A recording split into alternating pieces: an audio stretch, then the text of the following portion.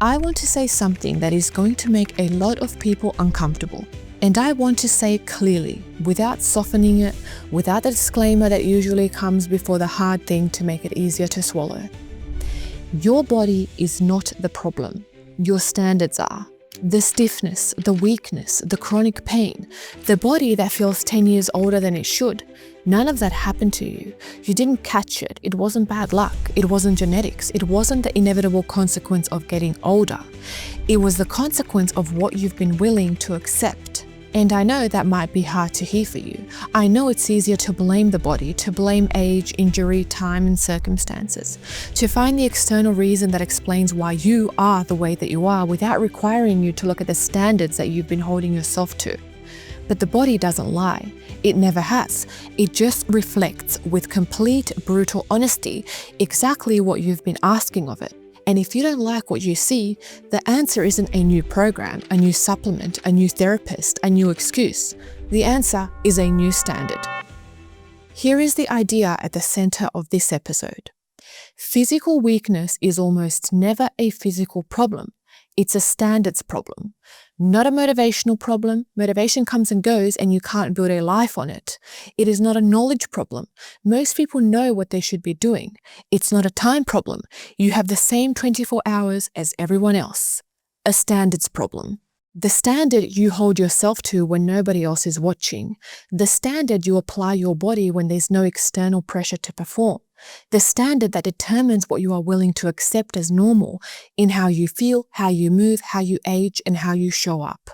Most people have never consciously set that standard. They've just absorbed whatever the people around them accept, and the people around them accept a lot. Chronic pain as a fact of life, stiffness as a consequence of age, weakness as something that just happens, dependence as inevitable. And because everyone around them accepts it, it starts to feel normal. It starts to feel like the truth about bodies, about aging, about what's possible. It's not the truth. It's just a low standard that's been normalized. And the moment you realize the standard, the moment you decide that's what most people accept, and the moment you raise the standard, the moment you decide that what most people accept is not what you are willing to accept, everything will change for you. Your body is the most honest mirror you will ever look into. Not the mirror on your wall. That one you can avoid, angle, light differently, look at it quickly and move on. Your body as a system, the way it moves, the way it feels, the way it responds to demand, that mirror you cannot avoid. That mirror is always on. And what it shows you is not your genetics, it's not even your age, it's not your injury history or your metabolism or your bone structure. It shows you your choices, accumulated over years, the sum total of what you've been willing to demand of yourself day after day, in the moments when nobody was watching and nothing was forcing you. Every range of motion you've lost, that's a choice. Not a dramatic choice, not a conscious one, but a choice nonetheless. The choice to stop going there, to stop squatting deep, to stop reaching overhead, to stop getting on the floor, to stop moving in ways that felt uncomfortable or unnecessary or inconvenient. Every pound of muscle you've lost, that's a choice. The choice to not demand enough from your body to give it a reason to maintain what it had. Every morning you wake up stiff and aching, that's the accumulated interest on years of choices that prioritize comfort over capacity. And I'm not saying this to shame anyone. I'm saying this because shame keeps you stuck and ownership sets you free. And the only way to change what the mirror shows you is to understand that you've put it there. So if you've put it there, you can change it. Allow me to walk through the excuses because I've heard all of them and I've used some of them myself. The excuse of age. Age is real. The body changes, recovery takes longer, hormones shift, muscle is harder to build and easier to lose. All of that is 100% true, and none of it explains the gap between what most people accept and what's actually possible. I have students in their 70s who move better than most people in their 40s. Not because they are genetically exceptional, not at all. It's not because they found some secret protocol. It is because they never accepted that decline was inevitable, because they kept demanding something from their bodies long after most people stopped. Age changes the rate of adaptation. It doesn't change the direction. You can still get stronger, more mobile, more capable at 60, 70, and 80 if you are willing to demand it. The people who decline rapidly with age are not victims of time. They are victims of a standard that said decline was normal and a choice made quietly over years to stop fighting it. Injury. Injury is real too. Pain is real. Limitation is real. But most chronic pain is not structural damage. Most chronic limitation is not permanent. Most of what people call injury is actually adaptation. The body responding to years of avoiding certain positions, certain ranges, certain demands. And the answer to adaptation is not more avoidance. It's progressive exposure. It's gradually, intelligently going back to the places you've been avoiding and building the capacity that makes them safe. I've worked with people who were told they'd never squat again, who were told their spine was too damaged, their knees too worn, their hips too far gone, and they squat now because they stopped accepting the story they'd been told and started building the capacity they'd been told they couldn't have. Injury is a reason to train differently. It's not a reason to stop. Time. Now this one I have the least patience and tolerance for. I get it. Life is full, demands are real, but 15 minutes a day is not a time problem, it's a priority problem. You have 15 minutes. You spend 15 minutes doing things every day that matter less than your physical capacity. The question is not whether you have the time. The question is whether you've decided that it's worth the time. And that is a standards question, not a schedule question. Genetics. Some people are built differently. Some people have structural advantages and disadvantages that are real and significant. And for the vast majority of people using genetics as an explanation for their physical state, it's not genetics. It's the story genetics lets them tell without having to change anything. Because genetics is the one excuse you can't argue with. You can't change your genetics. So if your genetics are the reason that you're off the hook, nothing to do, nothing to change, just the hand you were dealt. Except that's almost never actually true. And deep down, most people know it. Let me be specific about what I mean when I say standard. Because standard is not a goal. It's not a target. It's not something you set once and measure yourself against. A standard is the floor, the minimum, the thing below which you simply do not go. A goal is, I want to be able to squat deep by the end of the year. A standard is, I move my body every single day. No exceptions, no negotiations. A goal is something you achieve and then relax. A standard is something you live. It doesn't have a finish line. It doesn't have a reward at the end. It's just who you are and how you operate. And the reason most people never build real physical capability is that they set goals instead of standards. They do a program for 12 weeks, they see results, they stop. They lose the results, they do another program. The cycle repeats indefinitely because nothing ever became a standard. Nothing ever became non-negotiable. The people I've seen transform their bodies most completely, not in 12 weeks, but over years, in ways that last, they all have one thing in common.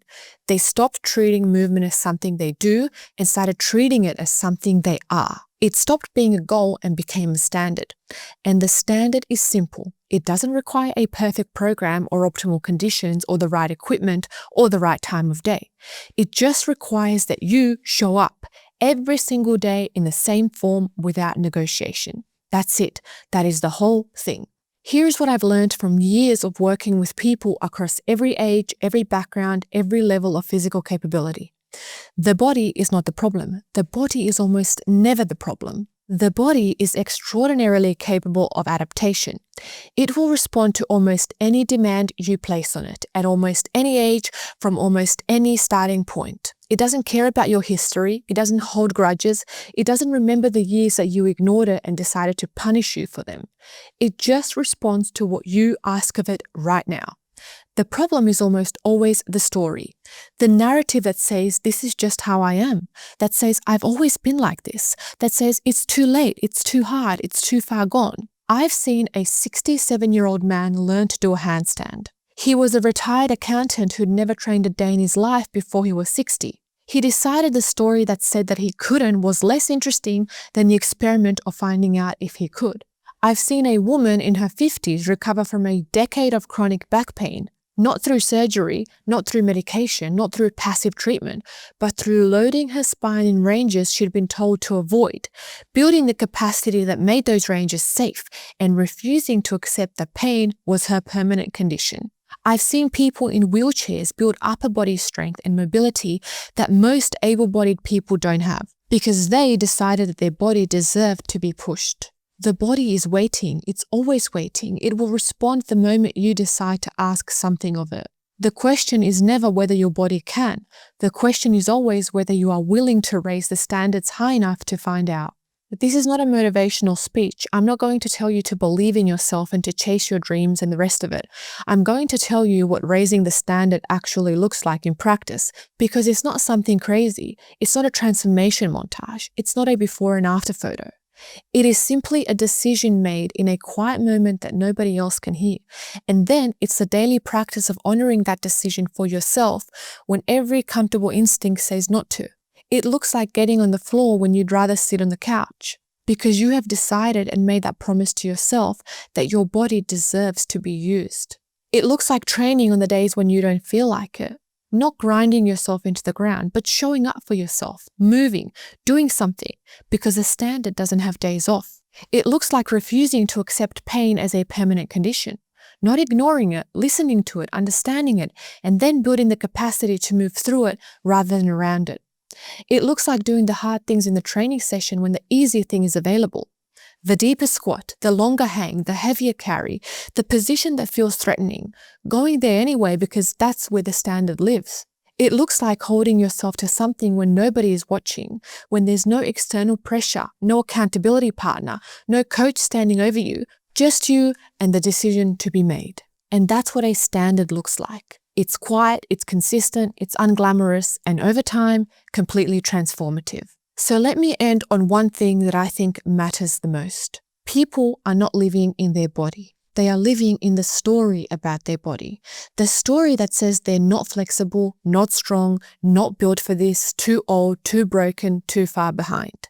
And the story is comfortable because the story doesn't require anything. The story allows you to stay exactly where you are and have a reason for it that sounds legitimate. But the story is not the truth. The story is just a standard that you have accepted, dressed up in a language that makes it feel inevitable. And the moment you separate the story from the truth, the moment you ask, is this actually true, or is this just what I've decided to accept? The standard becomes visible, and once it is visible, you can change it. It won't happen overnight. It won't happen with some big dramatic entry, but one decision at a time, one session at a time, one kept promise at a time, until the story changes, until the mirror shows you something different, until the body you are living in is the body you choose, not the body that happens to you. Because that's the truth about physical weakness that nobody wants to say out loud. It is not a physical problem. It's a standards problem.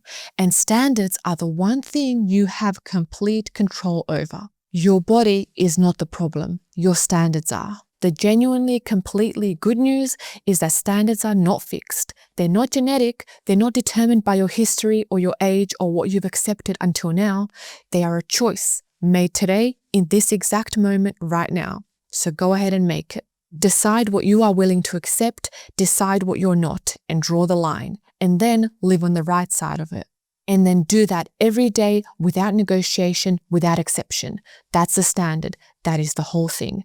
Your body is waiting to show you what it can do. The only question is whether you are ready to ask.